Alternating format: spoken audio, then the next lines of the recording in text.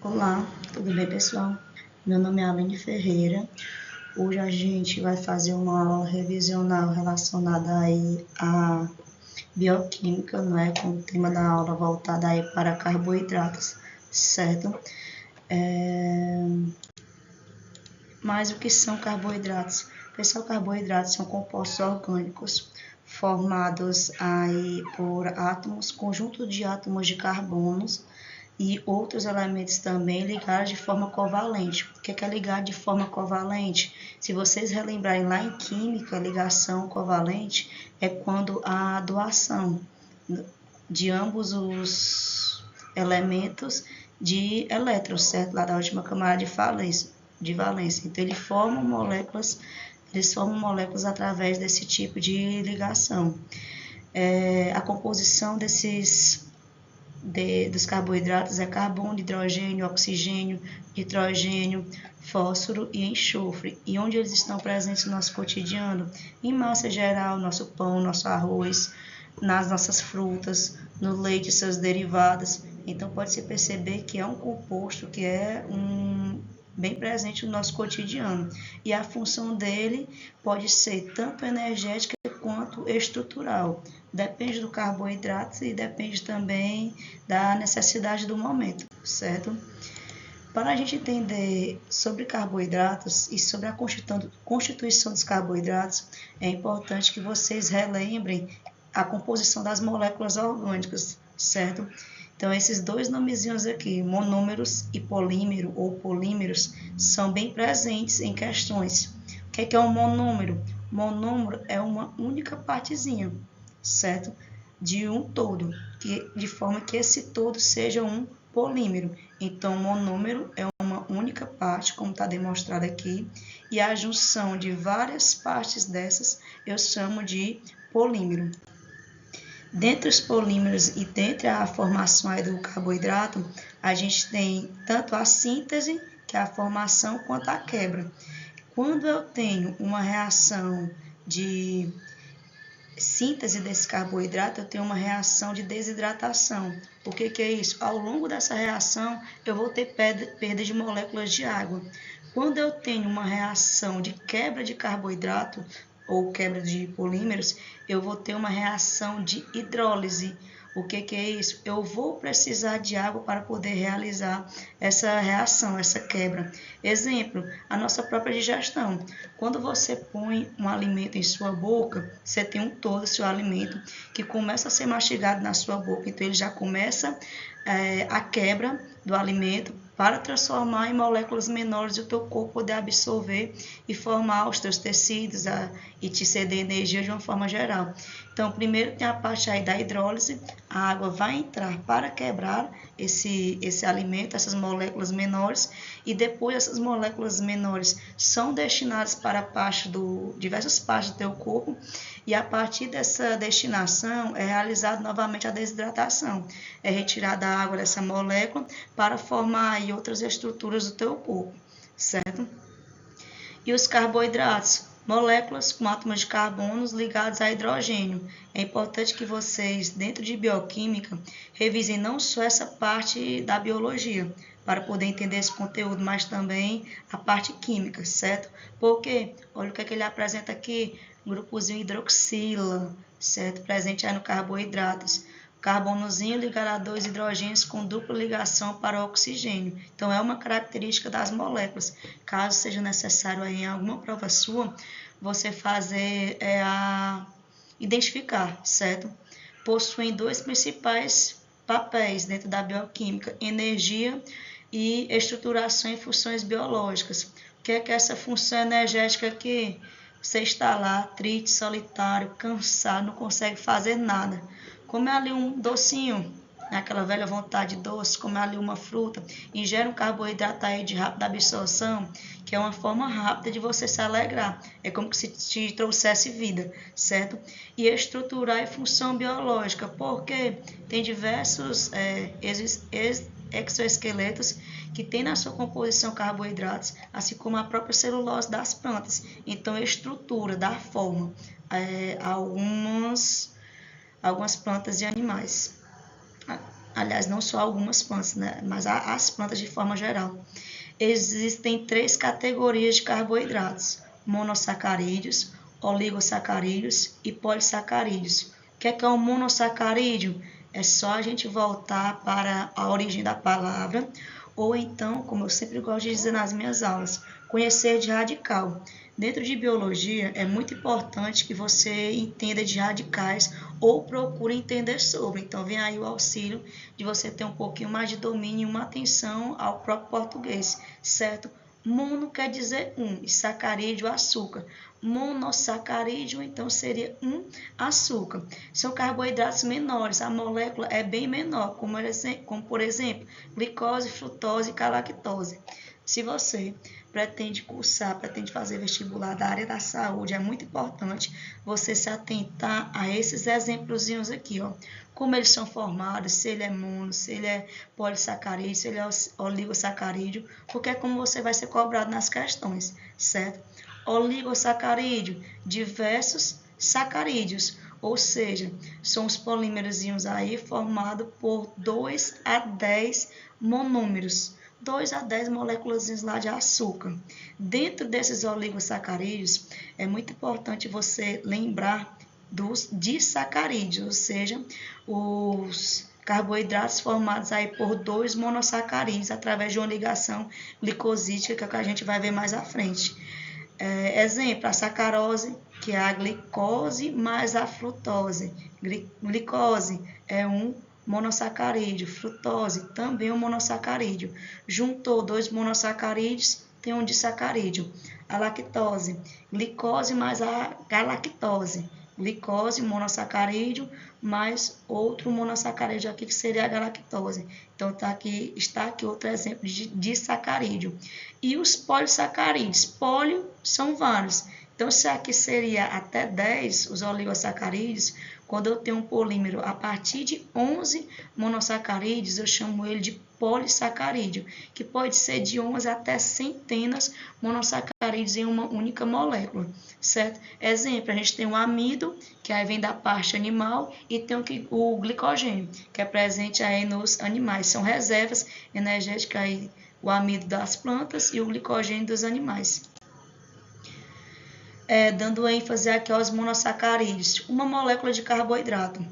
Monossacarídeo, açúcarzinho simples, não sofre hidrólise, não sofre hidrólise porque já é a menor unidade que eu tenho de carboidrato, é a partir dela que o corpo vai montar outras moléculas no meu corpo, vai utilizar para a função de estruturação ou de energia.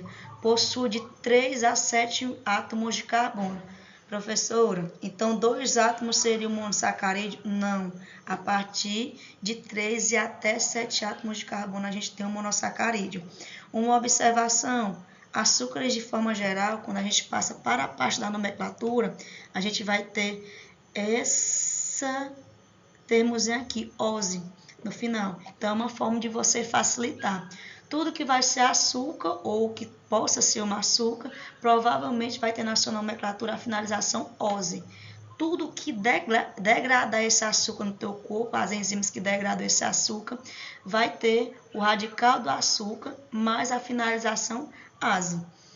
As plantas usam, por exemplo, para a fotossíntese de uma forma geral, certos monossacarídeos, e os plantas adquirem a parte deles, por exemplo, adquirem consumindo os produtos dessas plantas. Exemplo aqui, ele não é de 3 a 7 carbonos, tá lá na tua prova, tem uma moléculazinha dessa daqui, para você classificar ela e dizer se ela é um mono, de polissacarídeo, enfim. O que é que tu vai contar? As quantidades de carbonos que tem. 1 carbono, ligaçãozinha, ó, 2 carbonos, 3 carbonos, 4 carbonos, 5 carbonos, 6 carbonos, monossacarídeo. Professor, por que eu não contei isso daqui? Lembra da tua parte química. Tu não contou isso daqui porque isso daqui não é um carbono.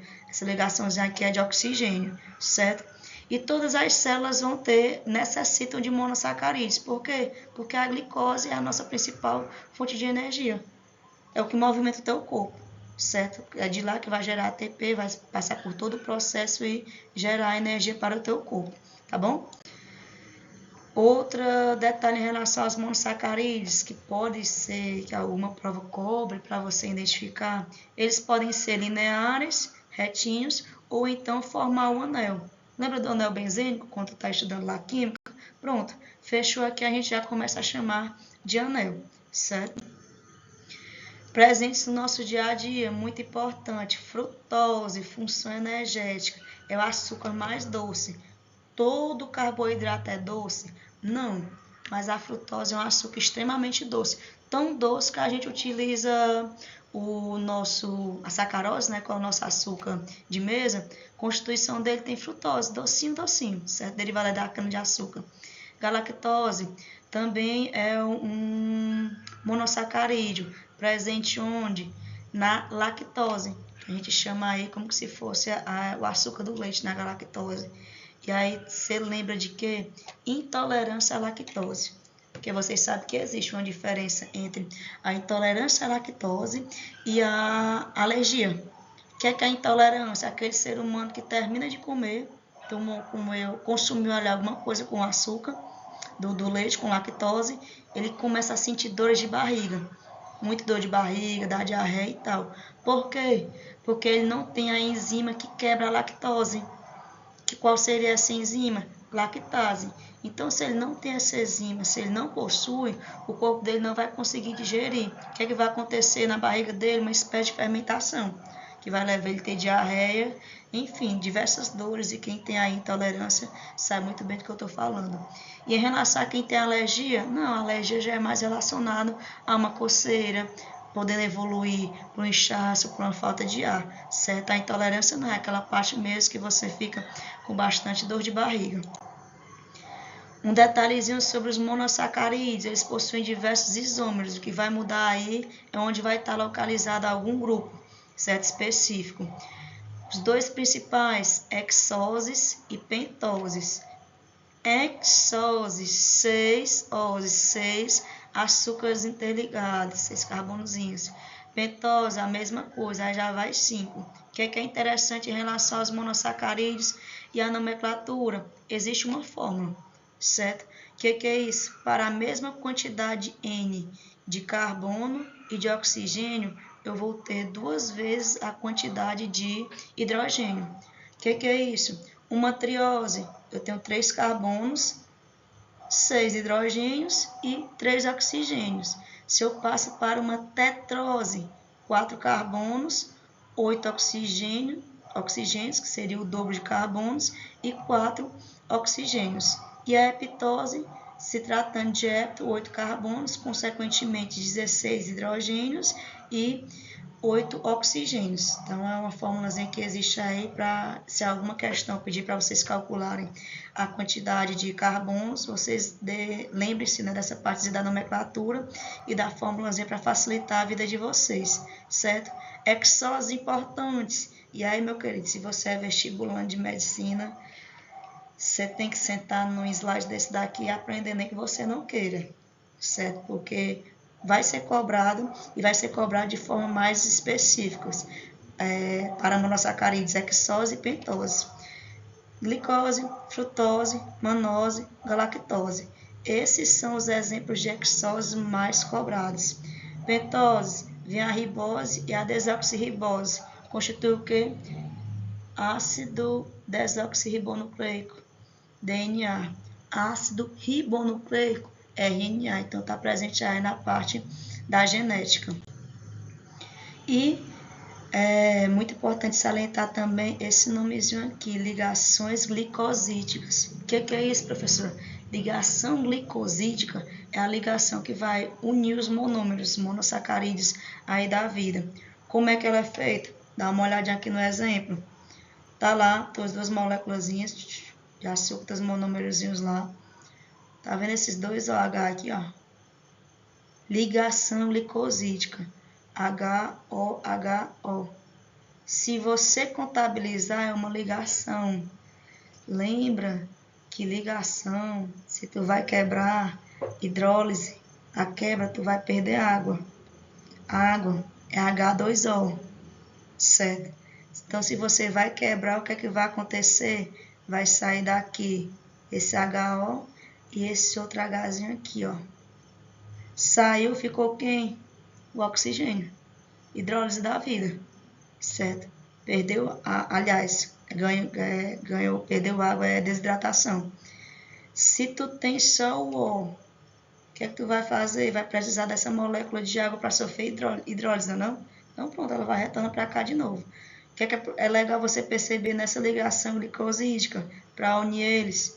Que vai ser a partir dessas moléculas aqui, ó, de OH, de oxigênio e hidrogênio, que eu vou perder 2 hidrogênios e um oxigênio, molécula de água, e vai ficar somente um oxigênio. Então, no final, os monossacarídeos perdem uma molécula de água e ficam ligados apenas pelo oxigênio em si.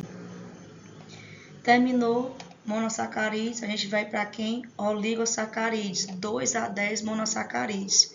Alguns podem ter algum grupo funcional, ou seja, algum outro grupo específico que vocês veem em química que vai dar uma nomenclatura diferente. Onde é que são utilizados bastante? Por exemplo, glicocálise.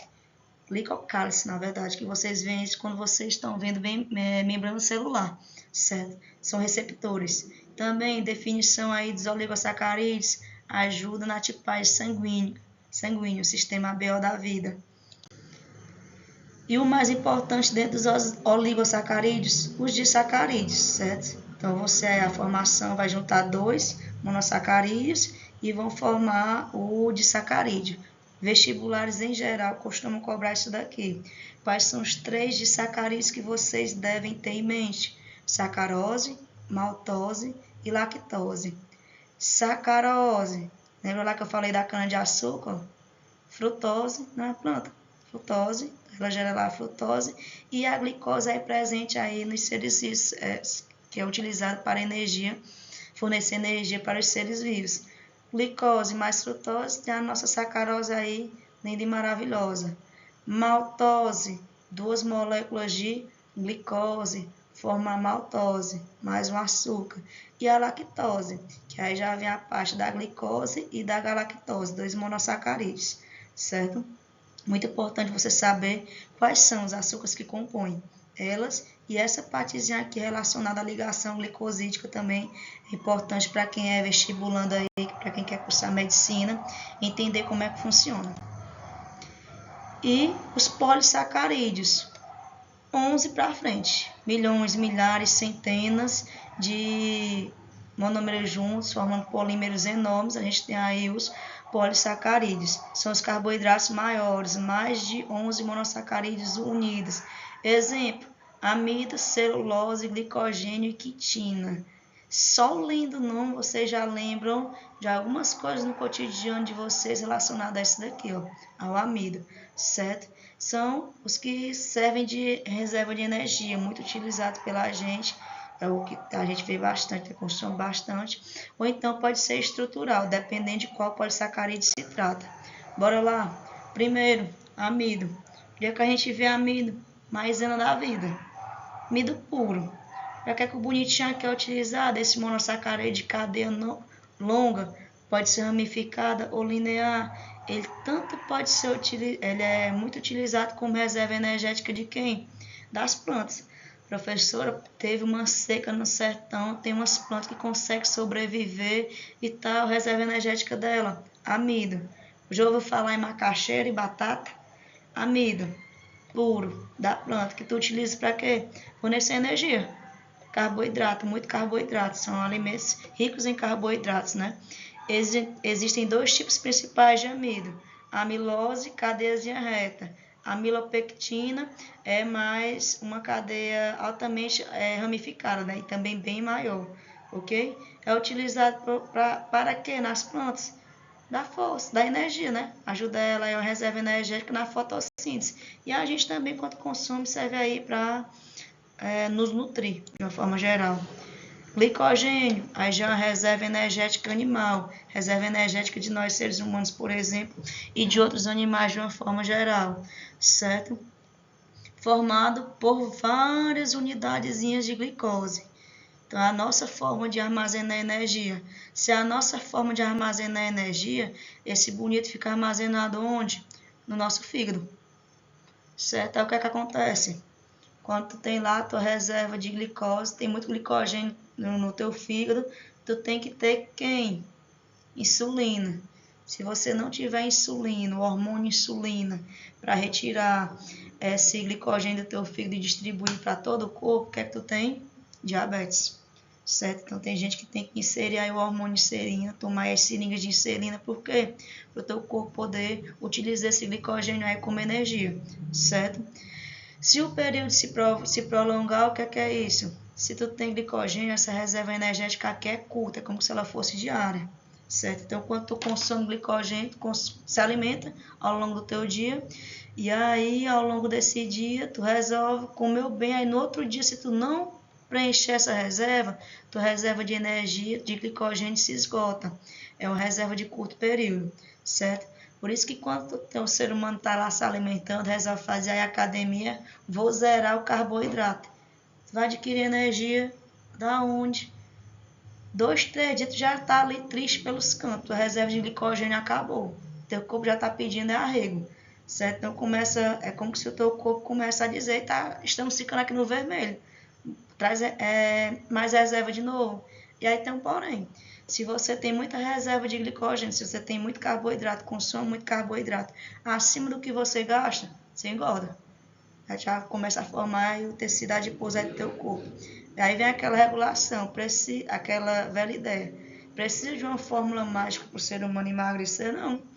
É só você gastar mais calorias do que você come, certo? Não é o fato de você tirar carboidrato da sua alimentação que vai lhe emagrecer, não. É você consumir menos calorias. Isso é o que vai fazer você emagrecer. Consumir menos calorias e gastar mais. Pronto. Esse déficit de calorias é que vai fazer você emagrecer. Não é o carboidrato aí da vida que sendo retirado e descartado aí como vilão que vai resolver tua vida, não. É muito mais uma questão de quantidade. Celulose. Vixe, professora, celulose? É isso aí. Você está lembrado de quê? É da parede celular das plantas. Pois é. Carboidratozinho. Celulose. Que a gente não digere, né? Nós, seres humanos, não digerimos. E aí a gente tem a parte dos ruminantes, que tem as bactérias lá no rumen, que fazem esse processo para eles, certo? É um excelente material que é estrutural. Então, aqui já é um carboidrato estrutural, presente aí nas células vegetais.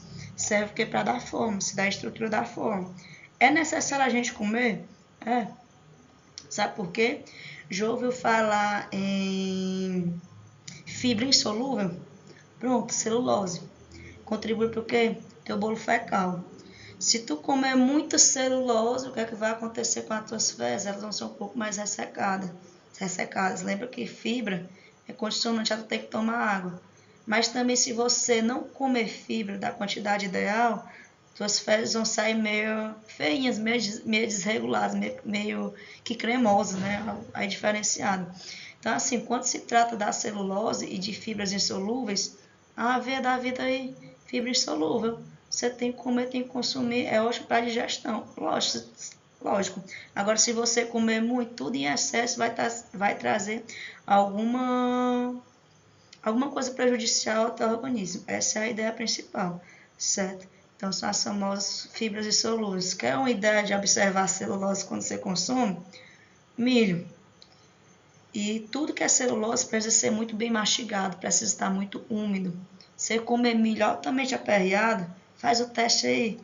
Quando você for fazer cocô, sai os carocinhos de milho. A pelezinha do milho tem celulose. Aquela parte de dentro é amido, mas aquela pelezinha envoltora que envolve ali o caroço de milho é celulose. Se você não mastigar o grãozinho de milho, ele vai sair, ó, grãozinho perfeito nas suas fezes. Teu organismo não digere celulose. Agora, com o milhozinho, mastigue bem. Para você ver como pode até sair a pelezinha, os pedacinhos. Mas a parte do amido vai ter sido toda digerida, certo? Legal, né? Agora vocês vão tudo comer milho para fazer o teste, com certeza. Muito importante. Ciência é isso.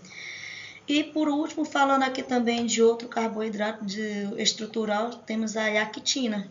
Aí tu já vai lembrar lá das tuas aulas de zoologia, exoesqueleto. Pois é, composição principal, quitina, casquinha do caranguejo.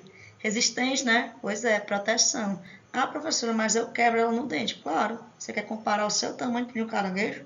Então é o tamanho Isso é enorme, né? Então, realmente, quando você fizer força, e alguns caranguejos, dependendo do tempo, até que botar uma força maior no dente ou então quebrar com mais força. Mas entre eles, quando eles estão brigando, defesa, é bem rígido, né?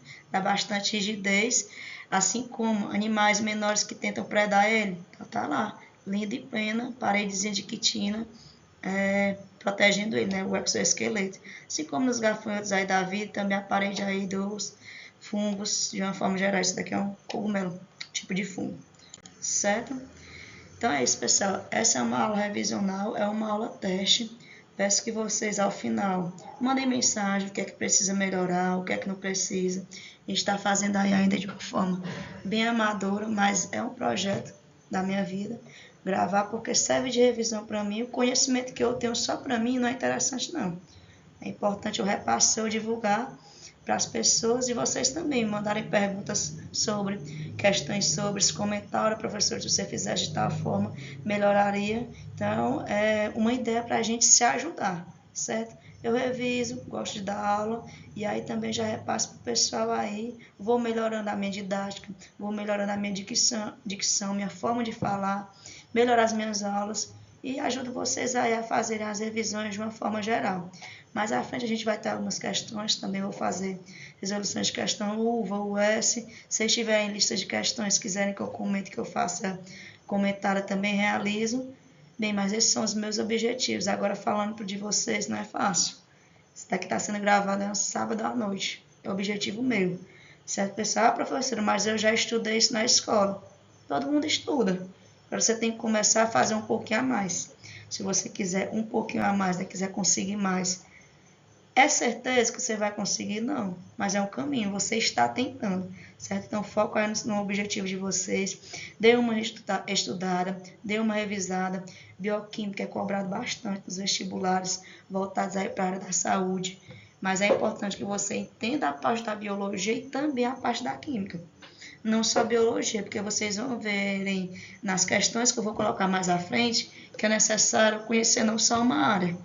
Quanto mais você conhecer e começar a interligar o conhecimento das áreas, melhor. Se tu entende já de código de português, tu já entende quando chega em biologia de nomenclatura, vai te ajudar. Tu entende de matemática, vai te ajudar a genética. Tu entende de química, vai te ajudar a entender bioquímica, certo? Então essa é a chave. É você começar a estudar, conectar conteúdo e aí é certeza que vai fechar a prova. A torta é a direita, né? Como o pessoal disse. Um dos livros básicos, pessoal, que eu uso é o Biologia de Campbell, certo? Livro muito bom, livro de curso superior. A linguagem dele é técnica. No entanto, não é impossível, por exemplo, o aluno de ensino médio estudar por ele, dar um foquinho maior e compreender, não.